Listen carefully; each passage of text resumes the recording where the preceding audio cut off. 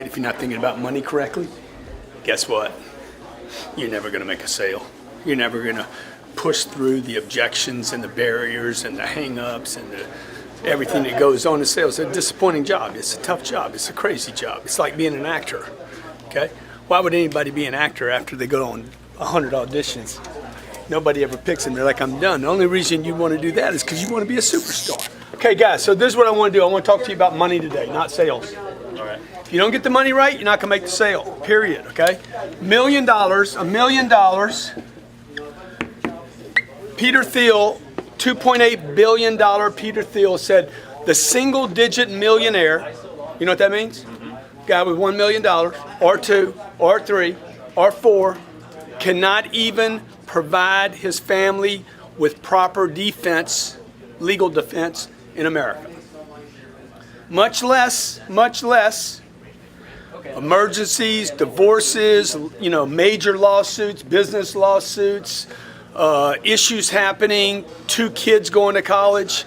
So what he's saying is this, okay? It became a very, very controversial article because he's like, rich dude scratching fingers on the chalkboard, the slides, okay? Is saying, hey man, if you got $1 million, you're basically just a freaking deadbeat. And that your daddy didn't tell you that. Your daddy's like, oh man, $1 million, you and the money. So what I want to do is I'm going to show you today how to get through all this rejection and disappointment, discouragements, the hang-ups. You got to change the way you look at money. This is not money right here, okay? This is not money. This is just dumbness. This is you not making a decision. This is you being lazy saying, man, $1 million and I'd be set. Just do the math on $1 million. I did this when I was 34 years old. $1 million. If you didn't have any more income and you were, how old are you? 27 years old and you didn't have any income, $1 million. $1 million. What does that say right there? Oh, no income, 0 income. You're 27 years old. I'm going to do this at 47. I'm going to do it at 65. Okay, 27. You don't have any more income. How long would that money last? At $4,000 a month, you got 25 years. Where can you live on $4,000 a month? By the way, $4,000 a month assumes no other income, Social Security system's broken, Medicare is broken, because they are already. It's just a matter of when. Probably going to happen in most of your lifetimes. You'd have to live on $4,000 a month for 25 years. You will be 52 years old, my friend, and dead broke. Okay? $4,000 a month. $4,000 a month is what? $1,000 a week. You're spending probably $900 a month on groceries. What's your rent? $3,000. You got like 12 years left, and you're a millionaire. Everybody's like, oh my God, the iconic millionaire. You're wealthy. You're not wealthy, dude. You're worried, is what you are. Okay? Because you don't have new income. So watch what happens. What happens if there's an accident, a major car accident? Are you married? Okay, married kids? Okay, the 2 kids will cost $1.5 million each to get through college. So you're busted. You understand? So when you come to work in the morning, you're like, man, I need to make 80 grand this year. I need to make 8,000 or 10,000. You guys got to change your think on money. Like if you want to make real money, if you're 47 years old, you have until 62 to live. If you're 65 years old, by the way, and anything bad happens, like anything, you lose your job, you lose your income, if there's any inflation, this equation right here doesn't assume any inflation. It assumes everything stays the same and his rent never goes up, his car payments don't go up, nothing goes up. It's impossible. It's an impossible cycle. The problem is nobody talks about this because nobody wants to go on TV and say, hey, millionaires are basically middle-class people that are worried about money. So when I did the math at 33 years old, I'm like, dude, I need a lot of money. This is where the whole 10X concept comes up from, all right? Hey, man, what if it took 10 million? By the way, I think that's the number. CNBC says it's 5 million. I think the number's really 10 million, okay? 10 million with no new income, you could probably live the life you wanted to. So how would you get that if that's the number? Because this is clearly not the number. Everybody agree with that? Yes. By the way, if you make 40 grand a year for the next 25 years, you're going to make $1 million anyway. You're going to make the money. If you make $80,000 a year, every time you double this, you cut the years. It takes 12 and a half years. If you make $160,000 a year, it takes you 6 years, right? Or you could just go make $1 million in a year. So you got to do the math. If you hadn't done the math, if you're going for the wrong target, I'm always talking about targets in here. You and the husband, you and the wife need to get the target right. Quit talking about, oh man, I love this new car. I'm going to go buy a new car, like Sislo. I'm going to get a new car. Dude, your attention needs to be on this. This is the target. It's not the watch, it's not the car, and it's not the vacation. It's freedom.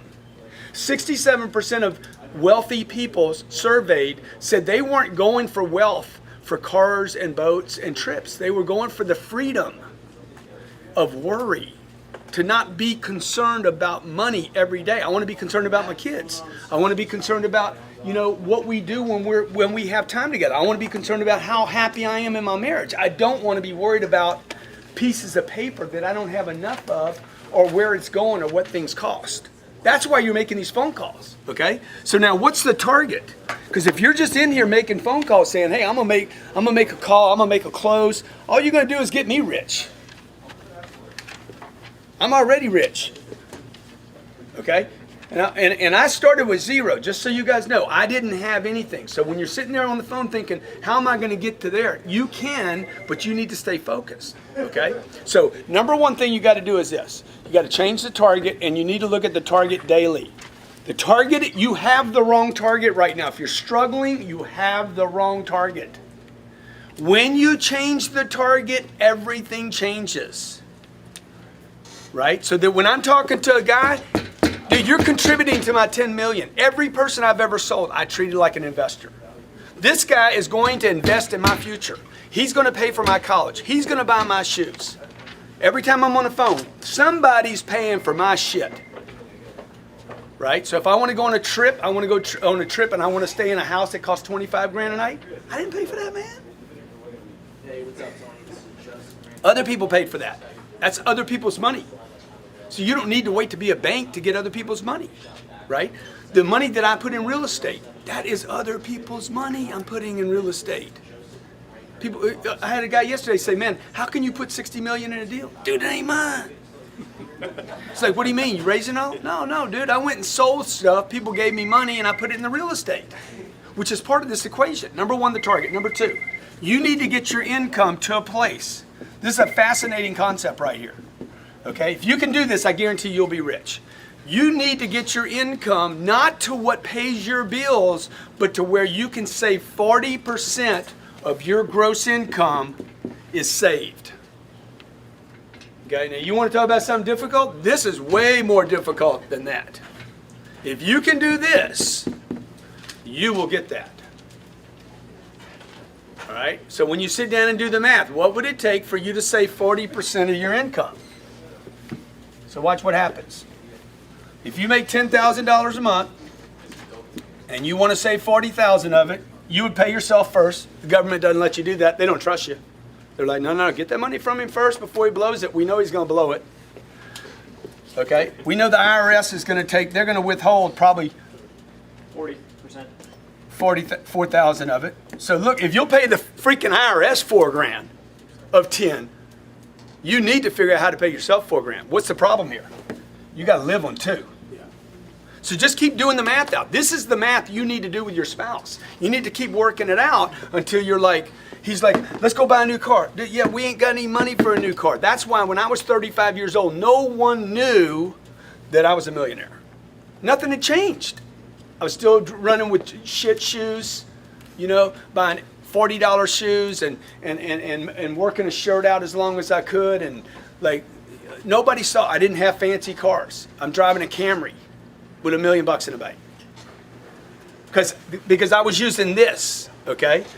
I pay the IRS. I've always paid those bastards. All right? And then what I did was, I'm a bank $4,000. And then I realized, dude, I can't live on 2. It's making my life hard to do this. This money, by the way, a better word for saving is storage. I was storing money, not saving money. I'm storing it. I'm stockpiling, if you like that word better. You don't want to save money. It's worthless. It's like saving a legal pad. A legal pad is only good if you use it. Money is only good if you use it. How many heard this term? Cash is? King. It's worthless. Cash is worthless. It's not a king.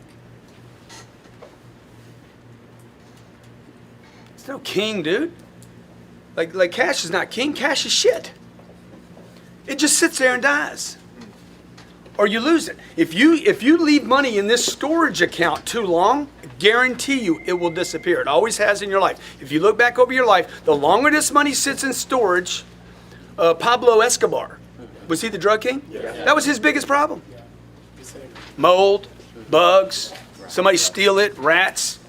You don't want to leave it in storage too long because it's going to zero. All cash goes to zero. All right, so now when you do this math, you're like, dude, how much money do I actually need? Let's kick this up to 20 grand. At 20 grand, what happens? You're saving 8. Storage. You're paying 8. And now you can live on 4.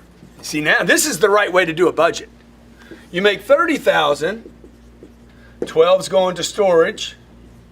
12's going to the IR and the S. And that leaves you with 6.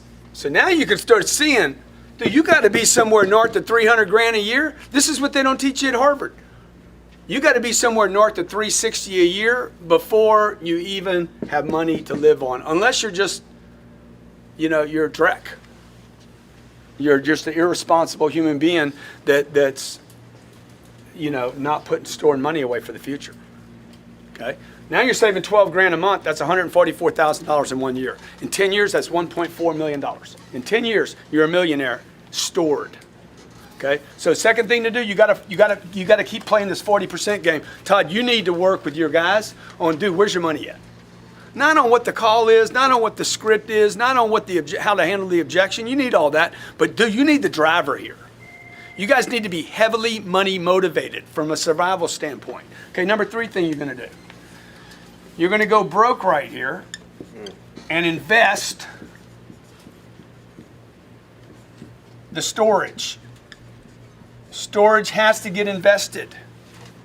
The golden goose is only good if she lays eggs. Otherwise, you can kill her. Eat her for a chicken. Need eggs. Money needs to make babies, right?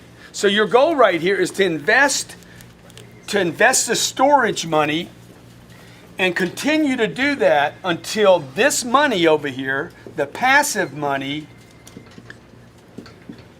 is equal to your income.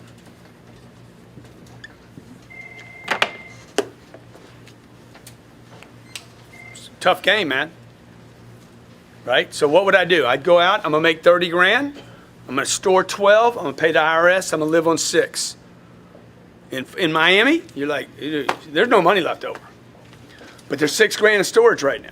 6 grand, keep pumping the 6, keep pumping it until you find a place where you're like, I'm gonna invest this money now. When you make this move right here, do not invest in anything that is a maybe. Okay? You don't want to put your money in anything that's Bitcoin. Dude, you can't risk this money. Warren Buffett says don't lose money, number 1. Number 2, don't lose money. I would tell you, number 3, don't lose money. So what can you invest in? You can't leave it in the bank because that's losing money. They don't pay you anything. It takes you 833 years to double your money at the bank today. 833 years to double your money at today's bank rates.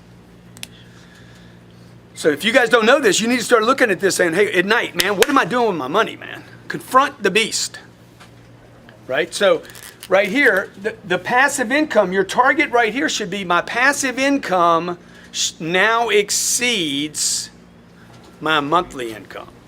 You just need to do the math on it. How much money would I need invested, right?